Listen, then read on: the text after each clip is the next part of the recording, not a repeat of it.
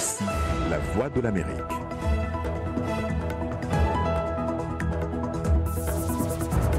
Madame, Messieurs, bonsoir. Bienvenue dans Le Monde aujourd'hui. Voici les titres de votre journal. Les projecteurs de l'actualité seront braqués dès demain sur New York, où s'ouvre la 73e Assemblée générale des Nations unies.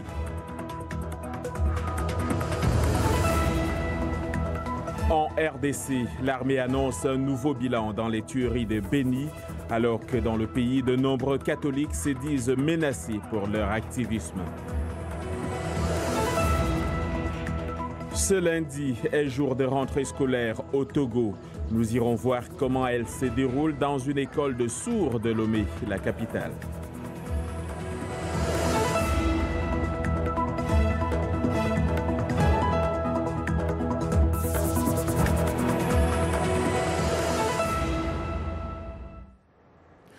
Bonsoir. Le siège des Nations unies à New York a commencé à faire son plein d'invités.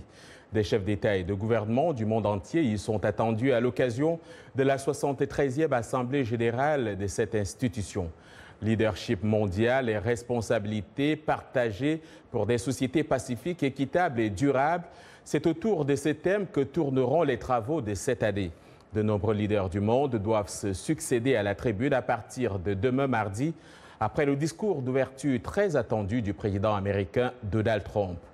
Pour un avant-goût de ce grand rendez-vous, retrouvons sur place Raïssa Girondin, notre envoyée spéciale sur place. Bonsoir Raïssa. Bonsoir John. Oui, bonsoir. En effet, c'est ce matin, donc c'est ouvert le rendez-vous de la diplomatie internationale avec un hommage particulier à Nelson Mandela et son combat pour la paix. Ensuite, bon, bien sûr, tout le monde retient son souffle. Demain, le débat général sera présidé par Donald Trump. Et pour en parler, j'ai avec moi Brian Neubert, qui est le porte-parole francophone du département américain. Bonsoir Brian. Bonsoir Raïssa. Alors, vous avez assisté à des conférences ce matin, laquelle vous a la plus marqué? C'est bien commencé, cette diplomatie multilatérale. Ce matin, le président Trump a lancé un appel mondial à l'action en ce qui concerne le trafic de drogue, ce fléau absolument sérieux. Et environ 130 pays ont répondu. Et ensemble, nous allons coopérer contre cette crise. Il y a des milliers de personnes chaque année qui meurent d'overdose et donc nous pensons que nous pouvons ensemble faire du progrès. Alors, à quoi s'attendre cette semaine, ces prochains jours? Donc, bien sûr, demain, le président Trump donne son discours. Après-demain, mercredi, il va mener une discussion au sujet de la non-prolifération. C'est parmi l'objectif le plus important de cette organisation, l'Organisation des Nations Unies. Il y a certains pays qui menacent la sécurité et la paix internationale. Je parle de Corée du Nord, de l'Iran, de Syrie, ces pays qui développent ou utilisent les armes de destruction massive. C'est quelque chose qui menace tout le monde et donc il nous faut trouver des moyens à arrêter, empêcher ces menaces.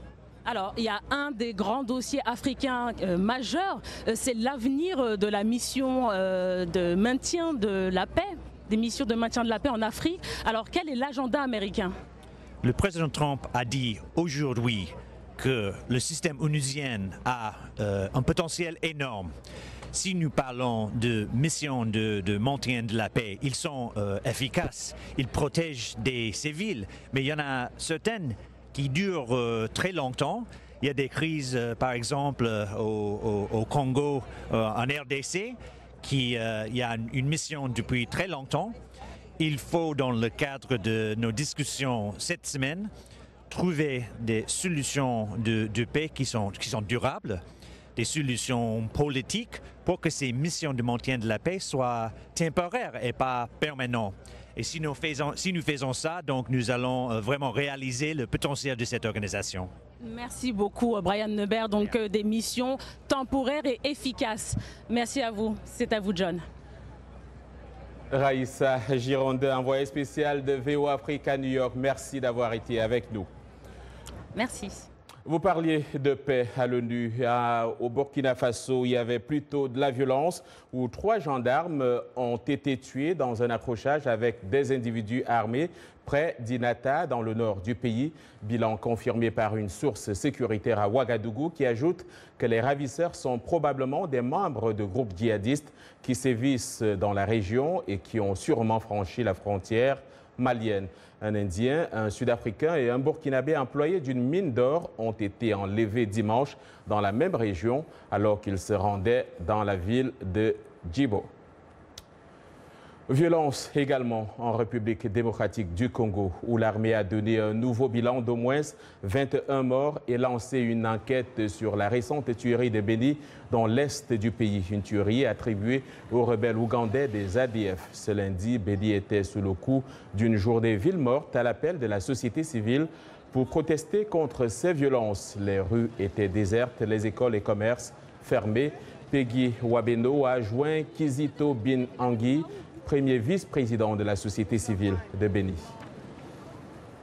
C'est une décision du gouvernement congolais à travers le ministre national de la Santé suite à l'insécurité grandissante caractérisée par les massacres à Beni. D'ailleurs, cette décision du ministre de la Santé au niveau national vient d'être appuyée et soutenue par la société civile de Beni qui s'est réunie ce lundi 24 septembre 2018 à son bureau pour analyser les contextes sécuritaires qui prévaut actuellement. C'est comme ça qu'en réunion, les organisations de la société civile viennent de décider qu'on puisse également suspendre les activités de riposte contre Ebola parce que la population disait, les habitants disent mieux vont mourir par Ebola que de mourir par le massacre à ville de Beni. Et les organisations exigent également la suspension des activités de toutes les organisations internationales, nationales et même locales, ainsi que de la MONUSCO sur terrain insécurisé. Toujours en République démocratique du Congo, le comité laïque de coordination proche de l'Église catholique s'est dit non satisfait du processus électoral en cours. Il dénonce l'intention de la CENI d'utiliser la machine à voter ainsi qu'un fichier électoral corrompu. Le comité a annoncé ce lundi qu'il va lancer une campagne nationale et internationale sur la base de ce constat. Cette déclaration intervient au moment où certains catholiques congolais sont confrontés à de graves menaces pour leur activisme. Ils se sont confiés à notre reporter Chika Oudoua. Le récit est de Blanche Sanou.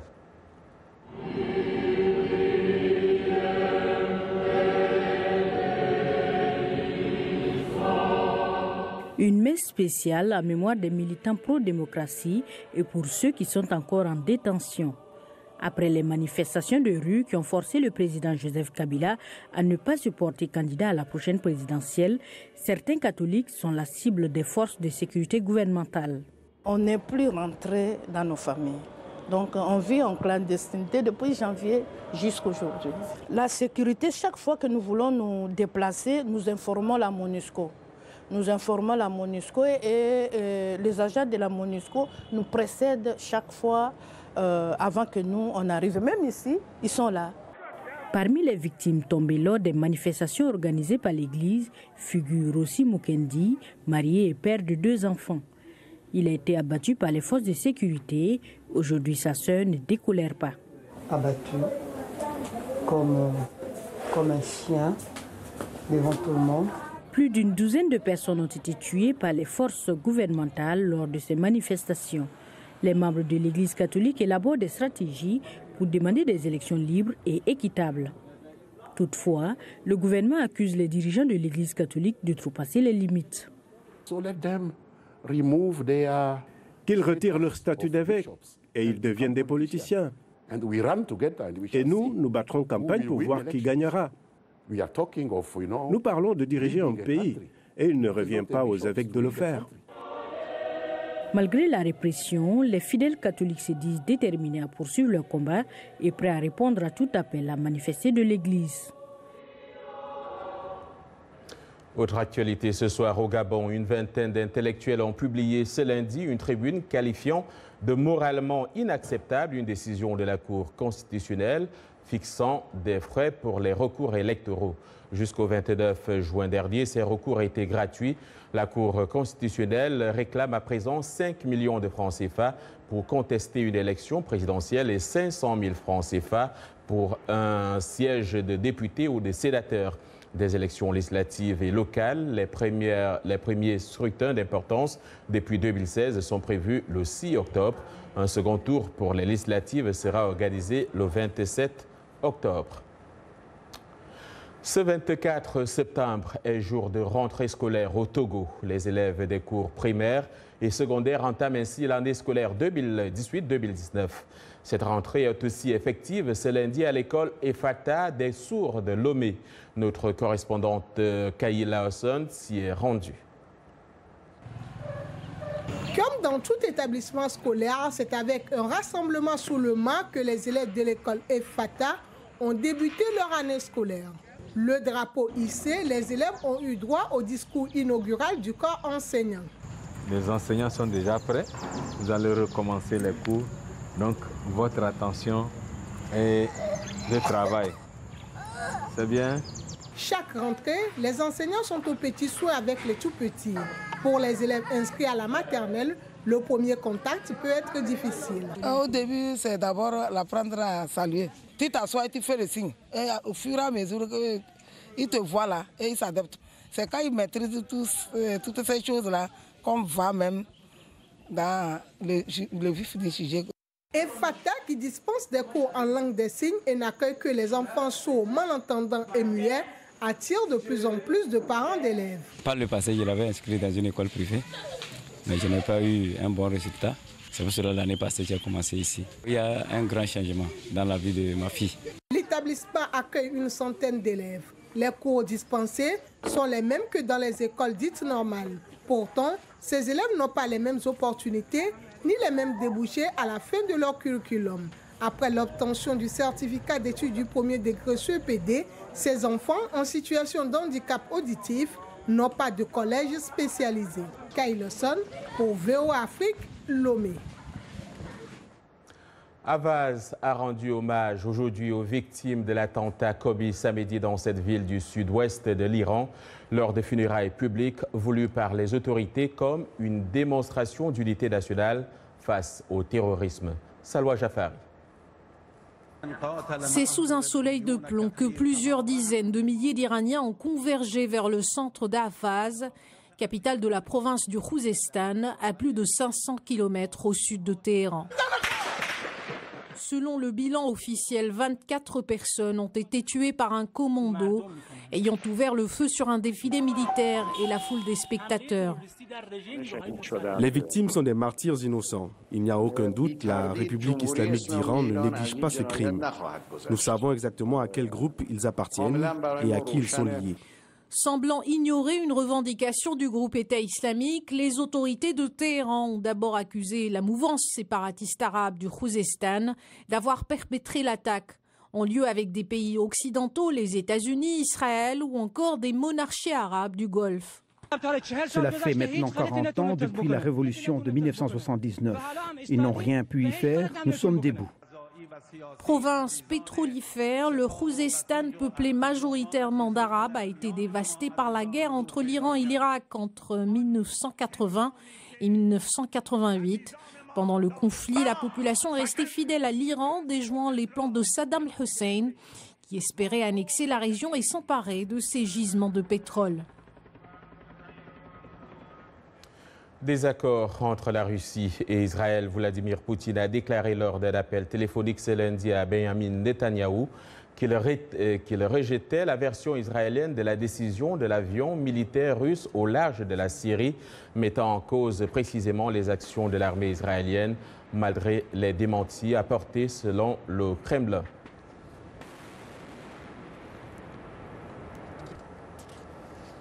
C'est la fin de cette première partie du Monde aujourd'hui en direct de Washington sur VOA Afrique.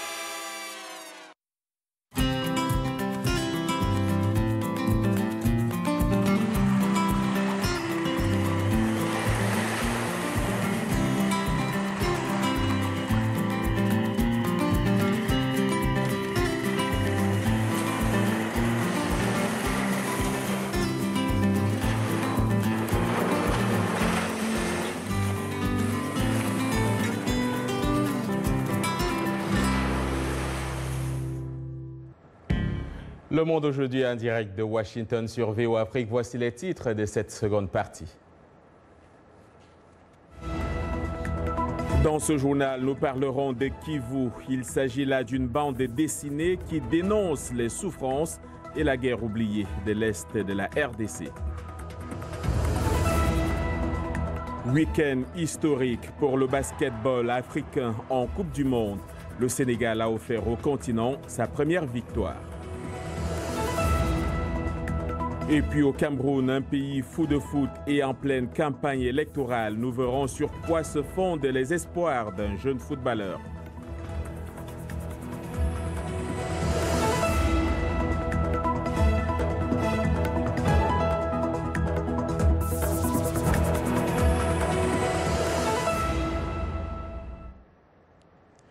Une bande dessinée dénonçant les souffrances et la guerre oubliée dans l'Est de la République démocratique du Congo. Kivu, c'est son nom et c'est le fruit d'une collaboration entre l'écrivain français Jean Van Hamme et l'illustrateur Christophe Simon. Arzouma Compaoré nous en dit plus. Publiée aux éditions Le Lombard, la bande dessinée Kivu raconte l'histoire d'un jeune employé d'une multinationale belge envoyé en RDC et qui se retrouve brutalement projeté dans la réalité du conflit de l'Est congolais qui perdure depuis une vingtaine d'années. Il s'agit en fait d'un reportage déguisé avec en arrière-plan la réalité de la guerre dans le Kivu et ses conséquences atroces, surtout pour les femmes. On ne pouvait pas montrer des dessins de femmes éventrées, de femmes au vagin ouvert et saignant, mais on pouvait le dire. Et la fiction permet, si vous voulez, à davantage de personnes d'accéder à cette bande dessinée, mais le message véritable est évidemment ce qui se passe au Kivu. Les images ne sont pas dures, c'est le texte qui est dur. Justement, on a évité les images trop dures, enfin il y en a un petit peu quand même, et ça peut toucher les gens. Les deux collaborateurs qui ont produit l'œuvre ont passé 8 jours en RDC, notamment à l'hôpital Ponzi du Dr Mukwege, pour se documenter. Une expérience qui les a marqués. Le plus dur, c'est d'affronter le regard de ces femmes qui ont été violées et qui ont peur de vous parce que vous êtes un homme, et puis de les voir petit à petit se reconstruire.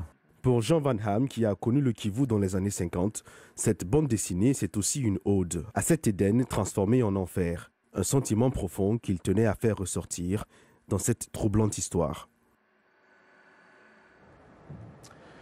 Elle s'appelle Khadija Saïd. Elle fait partie des 22 femmes africaines sélectionnées par le département d'État américain pour participer au programme AWEB, African Women Entrepreneurship Programme, qui a eu lieu cet été. Elle est la fondatrice et directrice générale de Aiba Ya Africa, une société tanzanienne qui transforme le miel d'abeilles naturelles. Arzouma Compaoré nous dresse ici le portrait de celle qui se fait appeler également la dame au miel. Je m'appelle Hadidia. Je viens de Tanzanie, la belle terre de Tanzanie. Je suis Madame Miel. Je vends du miel d'abeilles naturelles. Le nom du miel est Hasali Yabibi. C'est du swahili, ça signifie le miel de grand-mère.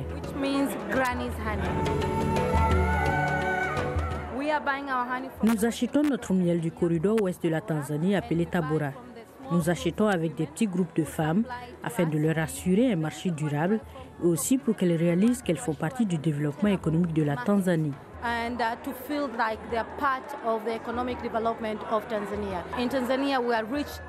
En Tanzanie, nous sommes riches en miel. Je voulais donc un produit alimentaire qui soit à l'image de la Tanzanie, mais pas seulement. Je voulais quelque chose qui puisse aussi sortir de la Tanzanie vers d'autres parties du monde.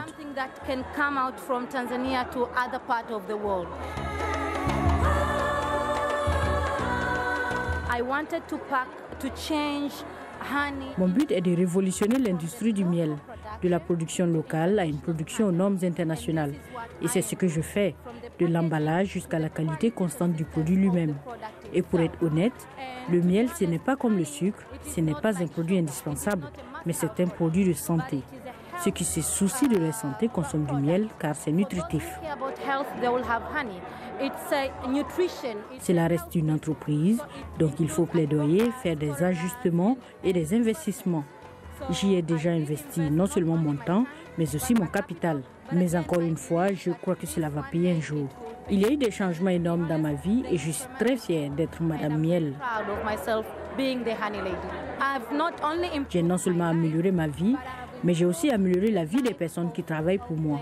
Non seulement les femmes chez qui je prends le miel. Souvenez-vous, quand j'achète chez elles, je leur donne des marchés durables. Je les responsabilise. Elles sont sûres de ce qu'elles font. Elles changent la vie de leurs enfants, de leurs familles et des personnes qui dépendent d'elles.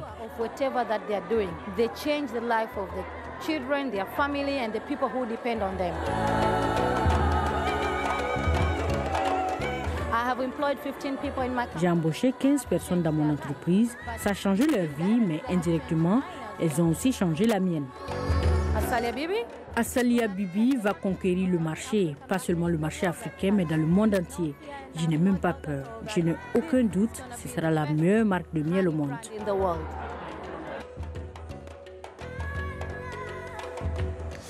La meilleure marque de miel au monde. Et nous voici en sport avec Yacouba Ouedraogo. Yacouba, apparemment l'Afrique est entrée dans l'histoire mondiale du basketball africain ce week-end.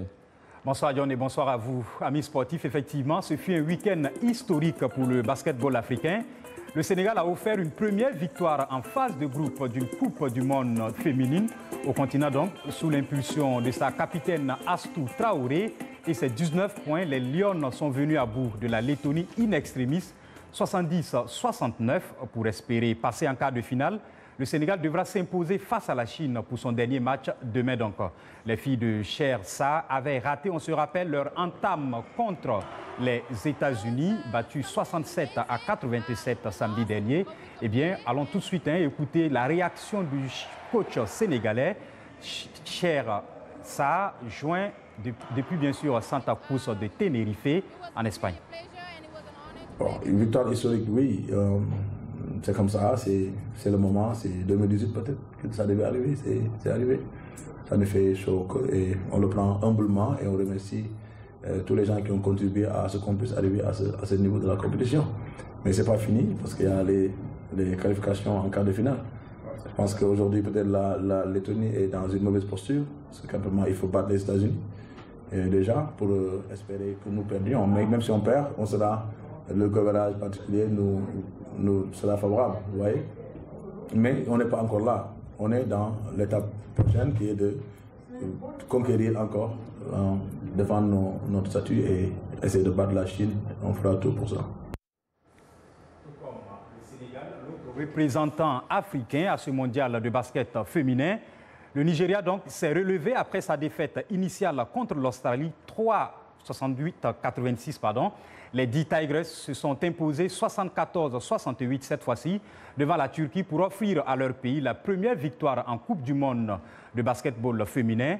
Dernière sortie en match de groupe demain donc contre l'Argentine.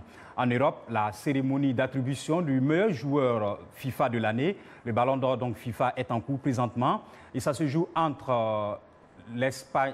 Ça se joue bien sûr entre le Croate Luka Modric, le Portugais Cristiano Ronaldo et l'Égyptien Mohamed Salah. Et pour l'heure, bien sûr, on a désigné le meilleur entraîneur de l'année, qui est le titre de meilleur entraîneur qui est revenu au Français Didier Deschamps, qui a remporté la Coupe du Monde, bien sûr, avec la France. Et puis le prix Puskas du meilleur but, bien sûr, du plus beau but, disons, de l'année, a été attribué à Mohamed Salah. Et donc, en attendant de connaître le Ballon d'Or, sachez qu'en France, la suspension de Kylian Mbappé pour 3 matchs de Ligue 1 pour son geste d'humeur face à Nîmes le 1er septembre a été confirmée en appel aujourd'hui même. L'annonce a été faite par la Fédération française de football. Le champion du monde 2018 avait été exclu pour s'être fait justice lui-même après un vilain geste d'un adversaire, Teddy Savanier, qui a aussi vu sa suspension de 5 matchs confirmée. En appel, il reste un match de suspension à purger en championnat pour Mbappé, absent face à Saint-Étienne puis à Reims, et qui manquera donc encore la réception de Reims ce mercredi pour la 7e journée de Ligue 1. Nous repartons sur le continent pour parler toujours du ballon rond associé à de la politique cette fois-ci. Dans un Cameroun fou de foot, les espoirs d'un footballeur avant les élections du 7 octobre sont liés à la Coupe du Monde, à la Coupe des Nations d'Afrique, bien sûr des Nations, et donc la CAN, qui se tiendra l'an prochain dans son pays et aussi lié à l'avenir de la jeunesse du Cameroun. Regardez. Dans sa ville natale de Douala, Martin Ngou, 21 ans, votera pour la première fois aux élections du 7 octobre prochain. Le foot, Martin y croit et ne voit son avenir que dans le sport roi. J'aime le football parce que j'ai toujours été passionné depuis que je suis petit, depuis l'âge de 7 ou 6 ans. Mon rêve est d'aller jouer au football professionnel en Europe ou dans n'importe quel continent hors du Cameroun, parce que je veux que ma famille soit fière de moi. Le Cameroun s'apprête à accueillir la CAN 2019, mais la situation sécuritaire est préoccupante avec la crise en cours dans les régions anglophones. Les Lions indomptables devront pourtant défendre à domicile leur titre acquis au Gabon. Je m'inquiète de la situation dans le nord-ouest et le sud-ouest, car j'ai perdu tellement d'innocents. Pas moi, mais nous, anglophones, avons perdu beaucoup d'innocents. Les enfants meurent, surtout les jeunes. S'ils continuent à les tuer, qui assurera la relève demain? Jouer au niveau international ou pour le pays est un rêve partagé par de nombreux jeunes Camerounais. Dans cette période électorale, les critiques reprochent aux dirigeants de n'avoir pas fait assez pour développer le sport qui fait pourtant la fierté du pays. Et cette nouvelle qui vient de tomber, c'est bien Luka Modric qui vient d'être désigné meilleur joueur FIFA de l'année. On se rappelle que le Croate est allé jusqu'en finale de la Coupe du Monde avec son pays. Une finale perdue devant la France. Le Croate a aussi remporté la Ligue des Champions avec le Real Madrid, son club actuel. Luka Modric, donc, qui avait déjà été désigné meilleur joueur UEFA de l'année, donc de la continuité. Félicitations, Luka Modric. Et à vous, on se dit à demain. Merci, Yacouba Ouedraogo. Alors, direction Paris pour parler de mode sous une pluie de pédales, la chorégraphie de jupe aérienne qui se mêle donc à un spectacle de la danse moderne. Voilà ce qui a caractérisé le défilé de Dior qui a donc ouvert ce lundi la semaine du prêt-à-porter à Paris. Un défilé à la fois grandiose et intime et intimiste donc. La directrice artistique des collections femmes de Dior, l'italienne Maria Grazia Chiuri, s'est associée à la chorégraphe israélienne Sharon Eyal pour présenter la collection. C'est la fin de ce journal. Merci de l'avoir suivi. Demain est un autre jour. Excellente soirée à toutes et à tous.